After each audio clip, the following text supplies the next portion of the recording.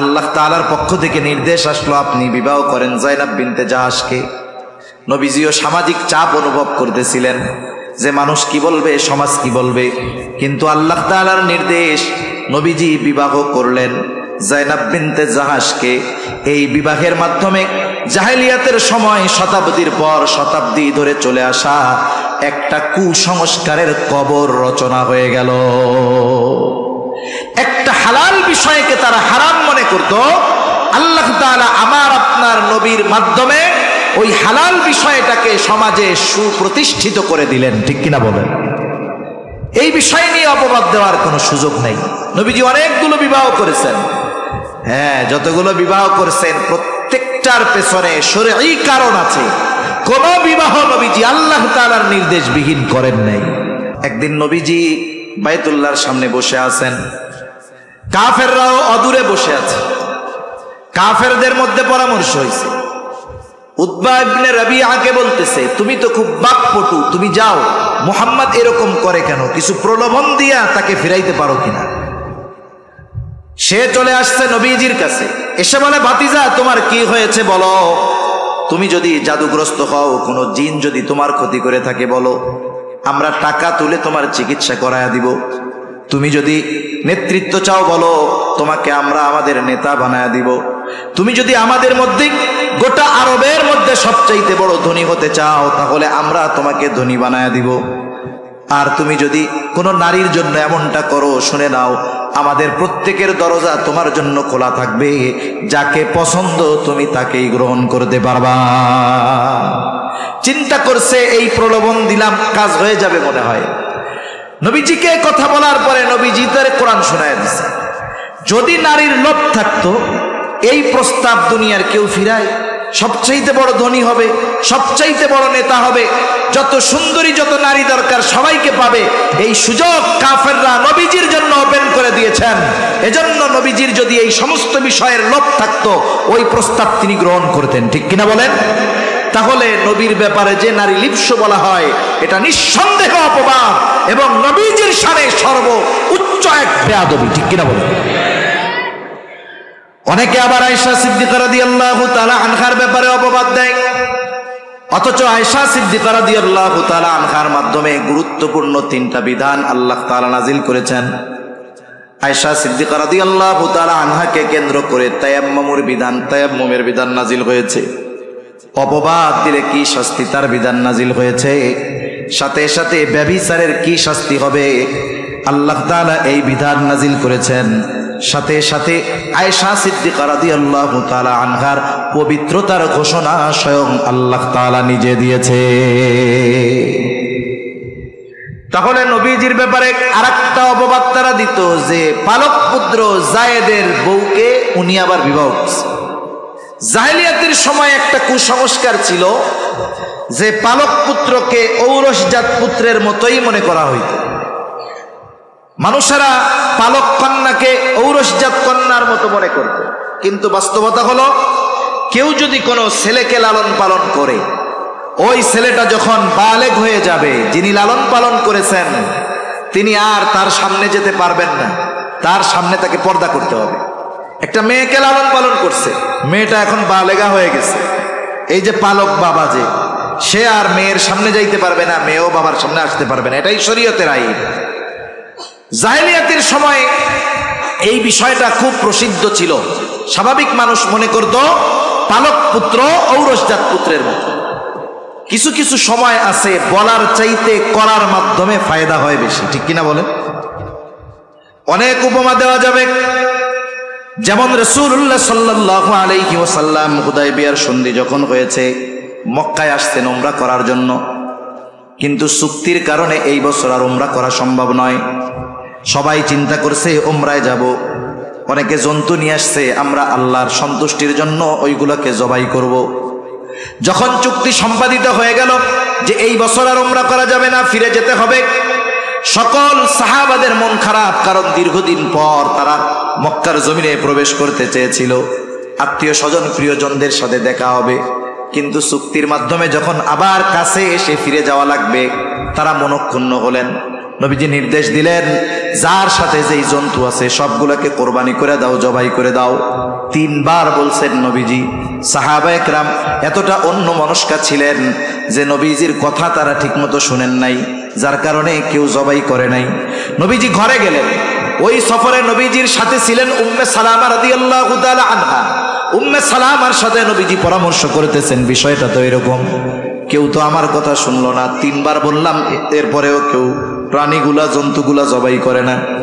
উম্মে সালামা রাদিয়াল্লাহু তাআলা আনহা বললেন, আপনার কিছু বলার প্রয়োজন নাই, আপনি আপনার জন্তুটা নিয়ে তাদের সামনে নিয়ে জবাই করে দেন।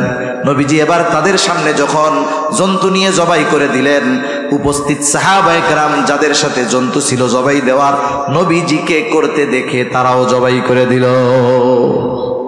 তার মানে কিছু কিছু সময় আছে বলার চাইতে প্র্যাকটিক্যাল ভাবে যদি করা হয় তাহলে এটার প্রভাব সমাজে বেশি পড়ে। রাসূল আকরাম সাল্লাল্লাহু আলাইহি ওয়াসাল্লামের বোন ছিল উনি, ফুফাতো বোন যায়েনাব বিনতে জাহাশ। যায়েদ রাদিয়াল্লাহু তাআলা আনহুর সাথে বনাবনি হয় নাই, নবীজি বারবার চেষ্টা করেছেন মিলায় দেওয়ার জন্য, হয় নাই, ছাড়াছাড়ি হয়ে গেল। আল্লাহ তাআলার পক্ষ থেকে নির্দেশ আসলো, আপনি বিবাহ করেন যায়েনাব বিনতে জাহাশকে। নবীজিও সামাজিক চাপ অনুভব করতেছিলেন যে মানুষ কি বলবে, সমাজ কি বলবে, কিন্তু আল্লাহ তাআলার নির্দেশ, নবীজি বিবাহ করলেন যায়েনাব বিনতে জাহাশকে। এই বিবাহের মাধ্যমে জাহেলিয়াতের সময় শতাব্দীর পর শতাব্দী ধরে চলে আসা একটা কুসংস্কারের কবর রচনা হয়ে গেল। একটা হালাল বিষয়কে তারা হারাম মনে করত, আল্লাহ তাআলা আমার আপনার নবীর মাধ্যমে ওই হালাল বিষয়টাকে সমাজে সুপ্রতিষ্ঠিত করে দিলেন, ঠিক কিনা বলেন? এই বিষয় নিয়ে অপবাদ দেওয়ার কোনো সুযোগ নেই। নবীজি অনেকগুলো বিবাহ করেছেন, হ্যাঁ, যতগুলো বিবাহ করেছেন প্রত্যেকটার পেছনে শরঈ কারণ আছে। কোন বিবাহ নবীজি আল্লাহ তাআলার নির্দেশ বিহীন করেন নাই। সেজন্য নবীজির চারিত্রিক বিষয়ে যারা অপবাদ দিতে চায়, এই বিষয়গুলো তারা বেশি সামনে আনে। তারা যে কথাগুলো নবীজির ব্যাপারে বলে এগুলো পুরো ভ্রান্ত বানোয়াট, ঠিক কিনা বলেন? এখন আসেন, আমার আপনার নবীজির চরিত্রটা কত সুন্দর, কেন নবীর চরিত্র আমরা অনুসরণ করব, আর কেন নবীর চরিত্রটা সর্বজনীন চরিত্র, সকলের জন্য আদর্শ, অনুসরণীয়, অনুকরণীয়। আমার আপনার নবীজির নবুয়তিটা কিন্তু নির্দিষ্ট কোনো জাতি গোষ্ঠীর উপরে নয়। রাসূল আকরাম সাল্লাল্লাহু আলাইহি ওয়াসাল্লামের আগে যত নবী দুনিয়া এসেছে, প্রত্যেকটা নবীর নবুয়তির একটা এরিয়া আছে। কেউ ছিল কোন গোত্রের জন্য নবী, কেউ কোন এলাকার জন্য নবী, কিন্তু আমার আপনার নবীজির ব্যাপারে আল্লাহ তাআলা বলেন, নবী আপনি বলেন, কুল ইয়া আইয়ুহান নাসু ইন্নী রাসূলুল্লাহি ইলাইকুম জামিআ। আল্লাহ তাআলা বলেন, নবী আপনি বলেন, ইন্নী রাসূলুল্লাহি ইলাইকুম জামিআ, নিশ্চয়ই আমি তোমাদের প্রতি রাসূল হিসাবে প্রেরিত হয়েছি, তোমাদের সকলের প্রতি রাসূল হিসাবে প্রেরিত হয়েছি। সকলের রাসূল নবী, সৃষ্টি জগতের সকল স্থানের নবী আমার আপনার নবী। এই সৃষ্টিকুলে একটা ইঞ্চি জায়গা বাকি নাই যেই জায়গার রব আল্লাহ তাআলা নয়। এমন কোন জায়গা আছে নাকি? এমন কোন জায়গা নাই। পবিত্র কোরআনুল কারীমের সর্বাধিক পাঠিত সূরা সূরাতুল ফাতিহা, যেই সূরাটা প্রতি নামাজের প্রতি রাকাতে লাগে, ইমামের পেছনে যখন পড়া হয়, ইমামের কেরাত, মুসল্লির কেরাত, আবার যখন একা পড়ি প্রত্যেক নামাজেই পড়া লাগে। এই সূরার শুরুতেই আমরা বলি আলহামদুলিল্লাহি রাব্বিল আলামিন। আমরা বলি সকল প্রশংসা আল্লাহর জন্য। কে আল্লাহ? বলে রব্বুল আলামিন, জগৎ সমূহের রব, প্রতিপালক। রব্বুন প্রতিপালক, কিসের? বলে আলামিন। আলম এক বচন, আলামিন বহু বচন। এর দ্বারা আল্লাহ তাআলা ১৫০০ বছর আগে আমাদেরকে খবর দিয়ে দিয়েছেন যে জগৎ শুধু এই পৃথিবী নয়, আরো অগণিত জগৎ যিনি সৃষ্টি করে রেখেছেন তিনি কে? একটু জোরে বলেন না কে? আল্লাহ। আল্লাহ তাআলা হলেন জগৎ সমূহের প্রতিপালক। ওই আল্লাহ আমার আপনার নবীজির ব্যাপারে বলেন, ওয়ামা আরসালনাকা ইল্লা রাহমাতাল লিল আলামিন।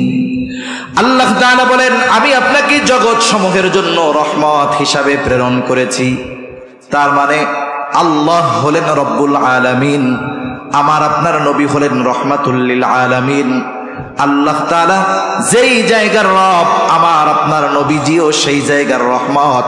তার মানে আমার আপনার নবীর নবুয়তির পরিব্যাপ্তি কত দূর, বলে আল্লাহ তাআলার রবুবিয়তের বিস্তৃতি যত দূর, আমার আপনার নবীজির নবুয়তির বিস্তৃতিও তত দূর।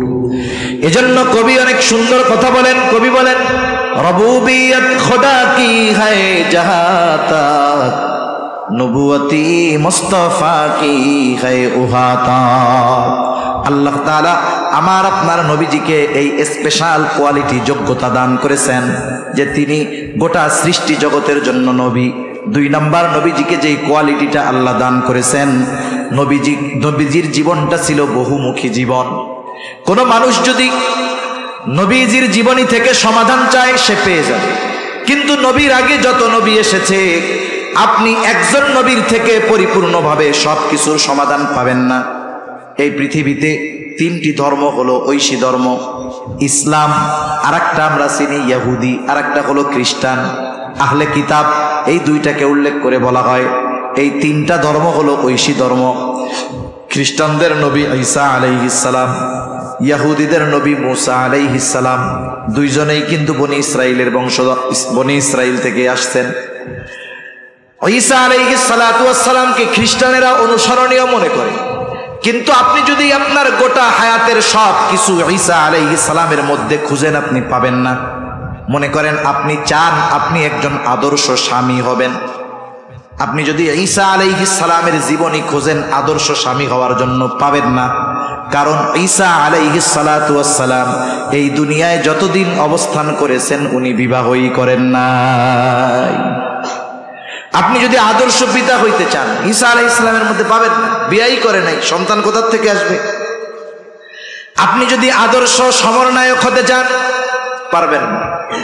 ঈসা আলাইহিস সালাম যখন দুনিয়ায় প্রথমে আসছেন ওই সময় উনি কোনো যুদ্ধে অংশগ্রহণ করেন নাই। আপনি নেতৃত্বের আসনে বসেছেন, আপনি চান নবীজির আদর্শের আলোকে রাষ্ট্র পরিচালনা করার জন্য। আপনি চিন্তা করলেন জলিলুল কদর পয়গম্বর মুসা আলাইহিস সালাম থেকে আমি এই নেতৃত্বের গুণ অর্জন করব, আদর্শটাকে গ্রহণ করব। আপনি পাবেন না, কারণ মুসা আলাইহিস সালাতু ওয়াস সালাম রাষ্ট্রনায়ক ছিলেন না, দেশ পরিচালনা করেন নাই। কিন্তু আমার আপনার নবীজির জীবনী হলো এমন এক জীবনী যেখানে আপনি A to Z সব কিছুর সমাধান পেয়ে যাবেন।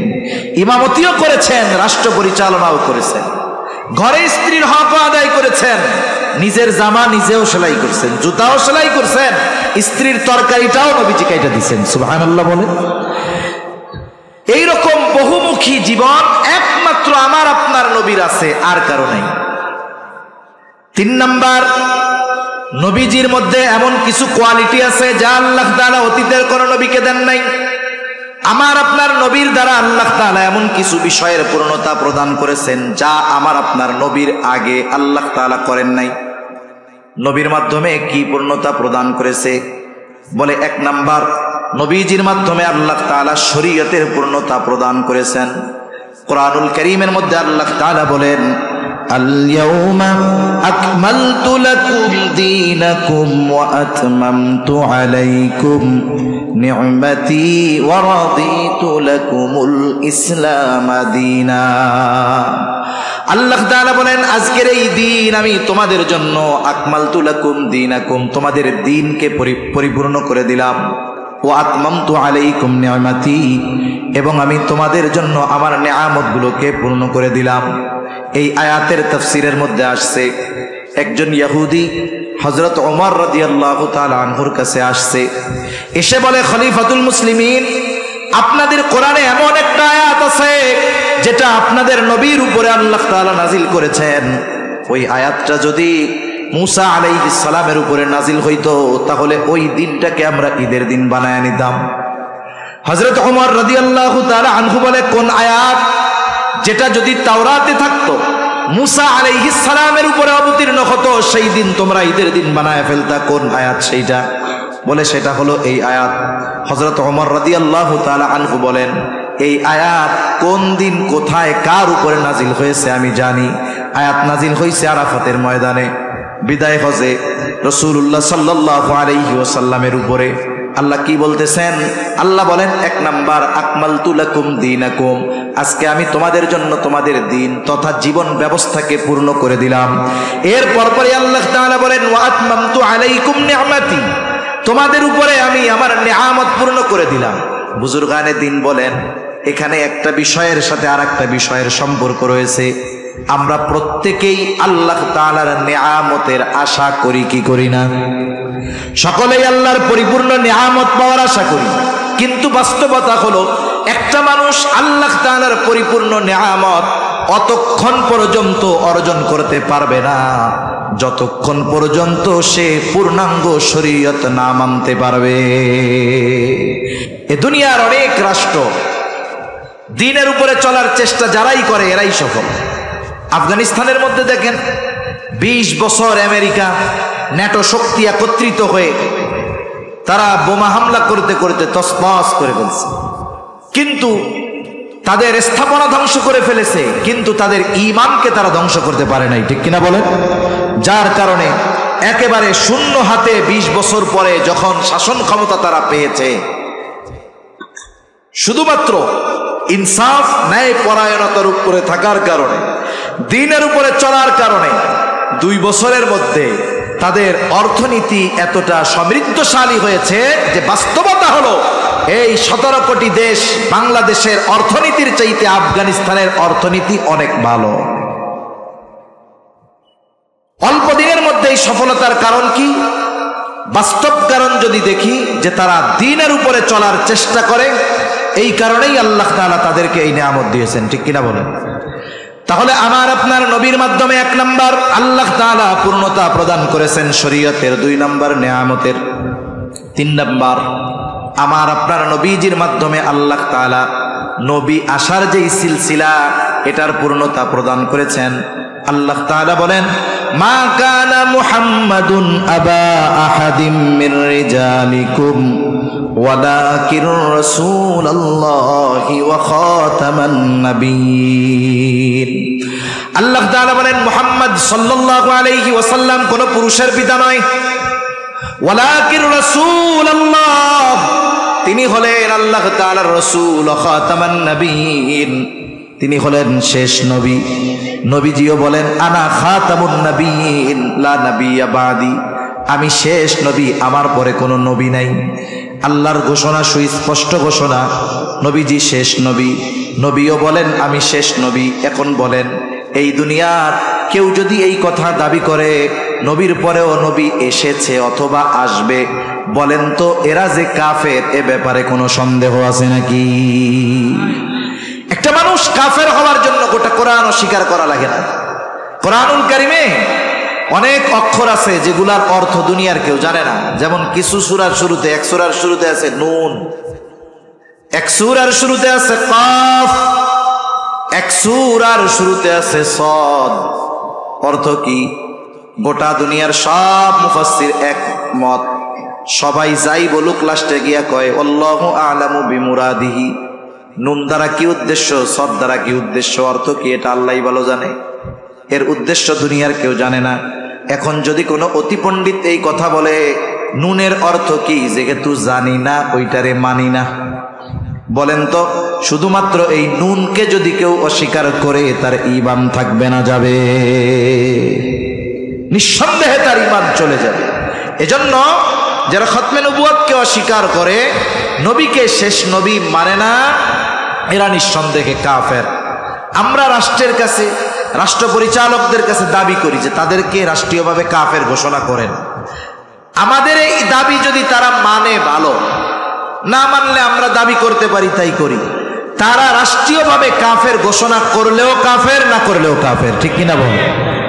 এখন আর এক প্রশ্ন আছে যে রাষ্ট্রীয়ভাবে ঘোষণা না করলেও যদি কাফের হয়, তাইলে রাষ্ট্রীয়ভাবে ঘোষণা করার দরকার কি, ঠিক কিনা বলেন? দরকার কি? দরকার হলো এইটা, একটা হলো তারা যদি নিজেদেরকে মুসলিম পরিচয় না দিত তাহলে আর কোনো সমস্যা ছিল না। তারা নিজেদেরকে মুসলিম পরিচয় দেয়, তারা বলে আমরা আহমদি মুসলিম, বাস্তবতা হলো খতমে নবুয়াতকে অস্বীকার করলে তো সে মুসলমান থাকবে না। তারা এই মুসলমানিত্ব পরিচয় বাদ দিয়ে অন্য পরিচয়ে সমাজে বসবাস করুক, রাষ্ট্রীয় সুবিধা ভোগ করুক, নাগরিক সুবিধা ভোগ করুক, কোনো অসুবিধা নাই। কিন্তু খতমে নবুয়াতকে অস্বীকার করে রাসূলুল্লাহ সাল্লাল্লাহু আলাইহি ওয়াসাল্লামকে শেষ নবী না মেনে মুসলিম পরিচয়ে বসবাস করতে দেওয়া হবে না। এটা হলো ছলচাতুরি, ষড়যন্ত্র, চক্রান্ত। আপনি আপনার পরিচয় নিয়ে থাকেন, অসুবিধা নেই। আপনি উপরে পরিচয় দিবেন মুসলিম, ভিতরে আপনার বিশ্বাস হবে কুফরি বিশ্বাস। এটাই হলো মূল সমস্যা। কারণ এই মুসলিম ছদ্মবেশধারী মানুষগুলো মুসলিম সমাজের মধ্যে ঢুকে সরল মানা মুসলমানদের ঈমানহীন করার ষড়যন্ত্র চক্রান্তে তারা লিপ্ত রয়েছে, ঠিক কিনা বলেন? এটাই মূল কারণ যে তারা তাদের মূল পরিচয় নিয়ে বসবাস করুক, অসুবিধা নেই, কিন্তু মুসলিম পরিচয় দেওয়ার অধিকার তাদের। তাহলে নবীজির মাধ্যমে আল্লাহ তাআলা শরীয়তের পূর্ণতা প্রদান করেছেন, নেয়ামতের পূর্ণতা প্রদান করেছেন, নবুয়তের পূর্ণতা প্রদান করেছেন। 4 নাম্বার, আমার আপনার নবীজির মাধ্যমে আল্লাহ তাআলা উত্তম আখলাকের পূর্ণতা প্রদান করেছে। আল্লাহর নবীর চরিত্রের বৈশিষ্ট্যগুলোর মধ্যে অন্যতম একটি বৈশিষ্ট্য হলো রাসূল আকরাম সাল্লাল্লাহু আলাইহি ওয়াসাল্লামের চরিত্রের গ্রাফ উঁচু নিচু ছিল না। যেমন একটা মানুষকে যখন লাইফ সাপোর্টে রাখে, দেখবেন স্ক্রিনের মধ্যে একটা দাগ দেখা যায়, এই দাগটা কি হয়, উঁচু নিচু এরকম হয়, মানে শ্বাস প্রশ্বাস এখনো চলতেছে। লোকটা যখন একবারে মারা যায় তখন যদি লাগায়, ওই গ্রাফটা একবারে সোজা থাকে, আর উঁচু নিচু থাকে না।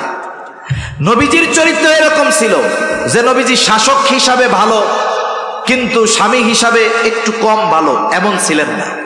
নবীজি প্রত্যেকটা ক্ষেত্রে সর্বোত্তম চরিত্রের অধিকারী ছিলেন। সুবহানাল্লাহ বলেন। ঘরে একটু চরিত্র বেশি ভালো ছিল, বাইরে একটু কম ছিল, এমন না। বরং নবীজির চরিত্র ঘরে যেমন 100-এ 100, বাহিরেও তেমন 100-এ 100। এটা নবীজির চরিত্রের অন্যতম এক বৈশিষ্ট্য। আর আমার আপনার নবীজির চরিত্রে সত্যায়ন করেছেন কে? রাসূল আকরাম সাল্লাল্লাহু আলাইহি ওয়াসাল্লাম।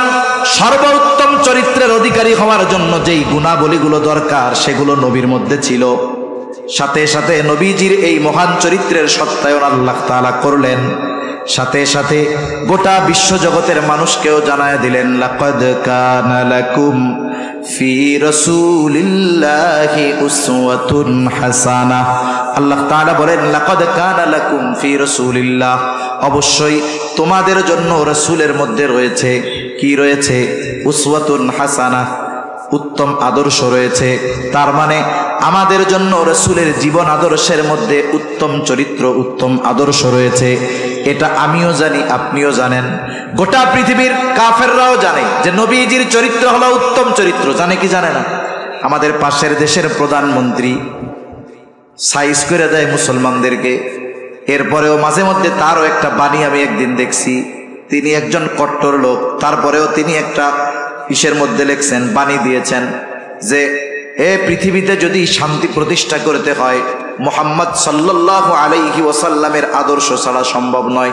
বলছে কে? কট্টর একজন ইসলাম বিদ্বেষী। ও জানে যে নবীর চরিত্র হলো উত্তম চরিত্র, সবাই জানে। কিন্তু বলেন তো, সবাই কি নবীর চরিত্রের অনুসরণ করে? তবে করতে পারে কারা? কোন গুণের মানুষরা করতে পারে? আল্লাহ এরপরে তাও বলে দিয়েছেন।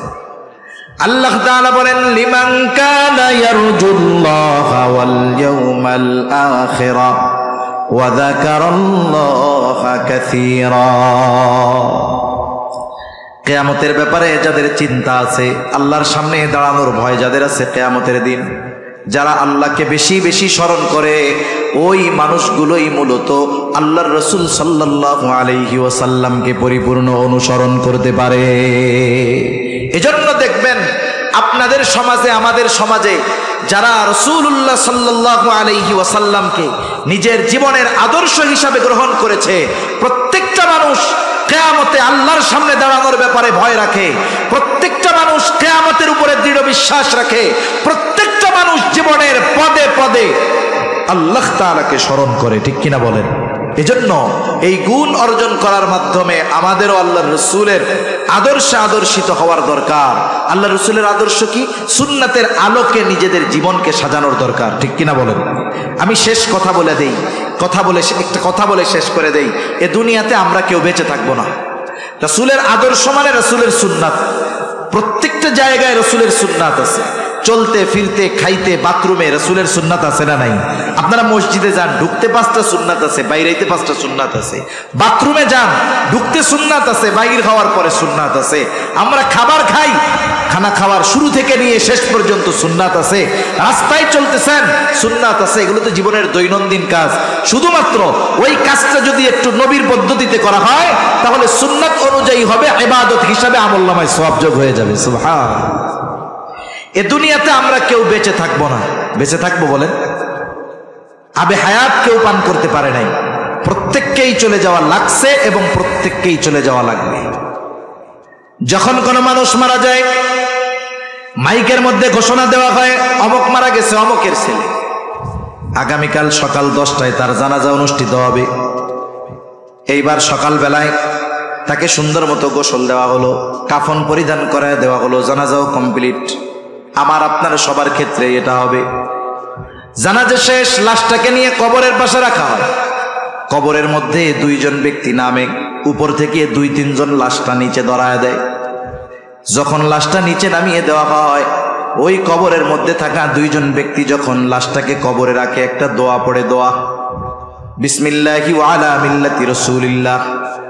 আপনার বেলায়, আমার বেলায়, সকলের বেলায় এই দোয়া পড়বে। হুমায়ুন আজাদের বেলায়ও পড়ছে, মুরগি চূড়া মরলে ওর ব্যাপারেও পড়বে।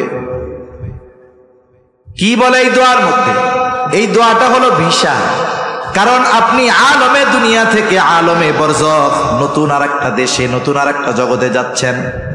আপনি যখন এ দেশ থেকে অন্য কোনো দেশে যাবেন, আপনার ভিসা যদি 2 নাম্বার হয়, তাহলে ওই দেশের আইন অনুযায়ী আপনার উপরে ব্যবস্থা গ্রহণ করা হবে। আমাকে আপনাকে কবরে রেখে দেওয়ার সময় মূলত ওই দোয়াটা বলা হয়, এটা আমার আপনার জন্য সুপারিশ, ভিসা। এই দোয়ার মধ্যে কি বলা হয়? বিসমিল্লাহি ওয়া আলা মিল্লাতি রাসূলিল্লাহ এর দ্বারা কি বলে? বুজুর্গানে দ্বীনের ভাষায় বলি, ওনারা বলেন আসলে মূলত বলা হয় যে আল্লাহ, আপনার নামে এমন এক ব্যক্তিকে এখন কবরস্থ করতেছি, যার গোটা হায়াত সুন্নাতের উপরে অতিবাহিত হয়েছে। সে যখন মারা গেছে সুন্নাতের উপরেই ছিল, এখন তাকে আমরা কবরস্থ করতেছি, সুন্নাতের উপরেই সে আছে। এখন বলেন তো, যেই ব্যক্তির ব্যাপারে এই কথাগুলো বলা হলো, দেখা গেল সারা জীবন মুখে দাড়ি উঠতে দেয় নাই। দাড়ি যদি কারো না থাকে, আমি আগের থেকে ক্ষমা চেয়ে নেই, কাউকে ছোট করার জন্য বলতেছি না। মনে করেন সুন্নাতের কাছেই ছিল না, সুন্নতওয়ালাদের সাথে ছিল না, সারাটা জীবন সুন্নতের বিরোধিতা করছে, ওই ব্যক্তির ব্যাপারে এই দোয়াটা পড়ে যখন কবরে রাখা হবে, বলেন তো এই ব্যক্তির ব্যাপারে ওই কথাটা সত্য হবে নাকি মিথ্যা হবে? নিঃসন্দেহে মিথ্যা হবে। আর যদি কারো ভিসা 2 নাম্বার হয়, ভিসা ছাড়া, বৈধ অনুমতি ছাড়া যদি বর্ডার ক্রস করে অন্য দেশে যায়, কি করে?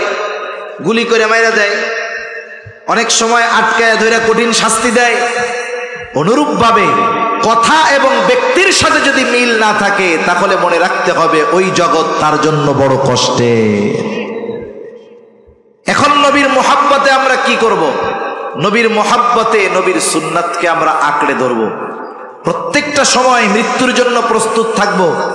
এইভাবে জীবনটাকে সাজাবো যে আমি যখন মারা যাব, আমাকে যখন কবরে রাখবে, আমার ব্যাপারে যেই দোয়াটা পড়বে ওটার সাথে যেন আমার বাস্তবতার মিল থাকে। যদি এভাবে জীবনকে সাজাতে পারি, তাহলে আমি আশেকে রাসূল এইটা স্লোগান দিয়ে মাইকে বলা লাগবে না, আরশে আজিমের মালিকের খাতায় অটোমেটিক আশেকে রাসূল হিসাবে নাম উঠে যাবে। সেজন্য আমাদের এভাবে জীবনকে সাজানোর দরকার। তাহলে রাষ্ট্র সুন্দর হবে, ব্যক্তি জীবন সুন্দর হবে, পারিবারিক জীবন সুন্দর হবে। এক সুন্দর জীবন এই দুনিয়ায় যেমন অতিবাহিত করতে পারবো, আমাদের আখিরাতটাও ওই রকম সুন্দর হয়ে যাবে। এজন্য সম্মানিত উপস্থিতি, আমার আপনার নবীজির আখলাক হলো সর্বোত্তম এবং সর্বজনীন অনুসরণীয় এক আখলাক। এজন্য নবীর আদর্শ যদি কোনো কাফের গ্রহণ করে, যে কাফের সে নবীর আদর্শ অনুসরণ করলে দুনিয়ায় শান্তিতে থাকবে, ইমান তো নাই, আখেরাতে কিছু পাবে না। কিন্তু ইমানদার যদি নবীর আদর্শকে অনুসরণ করে দুনিয়া আখেরাত উভয় জাহানে সে শান্তিতে থাকবে। সুবহানাল্লাহ বলেন। নবীজির এই চরিত্রের সৌন্দর্য একদিনে এক মজলিসে বলে শেষ করা সম্ভব নয়। এই ব্যাপারে আমাদেরকেও আগ্রহী হওয়ার দরকার। আমরা কি করতে পারি? আমরা প্রত্যেকটা ঘরে নবীজির সিরাত চর্চা শুরু করতে পারি। নবীজির শৈশবকাল কেমন ছিল সিরাতের মধ্যে আছে।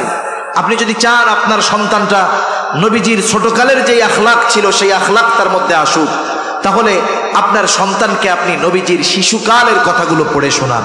আপনি চান যে আপনি একজন আদর্শ যুবক হবেন, নবীজির যৌবনকাল কেমন ছিল, কিভাবে অতিবাহিত করেছেন নবী তার যৌবনকাল, আপনি সেগুলো অধ্যয়ন করেন, ওখান থেকে নিজের জীবনের সাথে আমলে পরিণত করেন, আপনি আদর্শ যুবক হয়ে যাবেন।